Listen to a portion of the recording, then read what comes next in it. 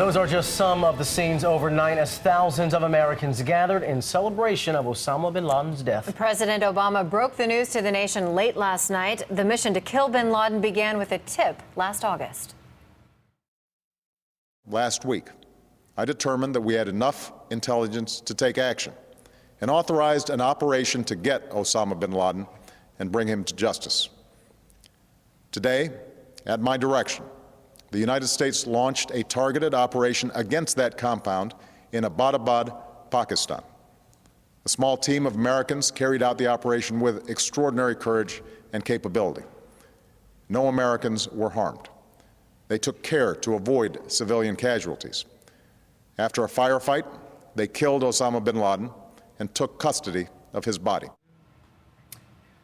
It did not take long after President Obama made that statement for spontaneous celebrations to break out. Here in New York, large crowds gathered in both Times Square and at Ground Zero as well. And in front of the White House, thousands celebrated with patriotic chants and waving flags. High emotions, nearly a decade in the making. And more reaction now from one of the many Americans who lost a loved one on 9/11. Charles Wolf's wife was killed in the World Trade Center, and he told George Stephanopoulos that it was not something he was waiting for, but it was still wonderful to hear. I'm so pleased because there is no court on earth that could do justice to what this man does, nor what KSM did along with him. Okay, no court on earth could do justice. And now this man's evil energy has been taken off of our planet, and God is going to throw his soul into the depths of hell. President Bush described it as good and evil.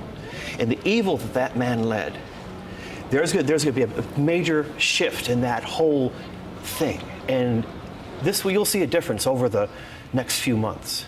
That energy is off of this planet. You say this is not something you've been waiting for, but clearly something you've been hoping for. How important is it to have this moment? There's a degree of satisfaction, and not necessarily a satisfaction that he's dead, because I said the judge of all people, the judge of all things will take care of that. What it is that we beat them at their own game.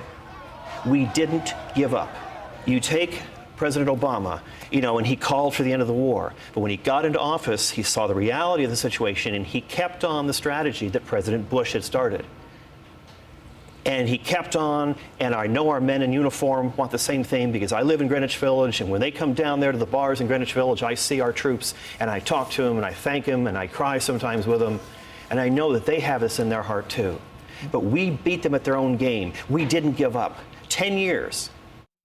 And the headlines, of course, of many of the major papers celebrating this as well, though it's also bittersweet because it's definitely going to bring back a lot of the emotions of September 11th as you see the picture of Osama bin Laden with the headline captured, but also at the same time, you see the images from September 11th, 2001. As we approach here the 10-year anniversary, this is definitely good news for folks who really wanted to see this end come to an end with the capture of Osama bin Laden. And you're so right. This will bring back a lot of emotions, and definitely anger is one emotion. And the daily news here in New York perhaps captured that best. The headline simply, "Rot in Hell." And a sentiment shared by many. By many people this morning. So obviously it is the story around the world this morning. We'll bring back so much again as we approach that 10th anniversary, and what a special meaning anniversary will take on now that the mastermind of that has been killed. Sure. And you hear the sentiment there from the survivors. They say, well, they hope his soul rots in hell. That's right.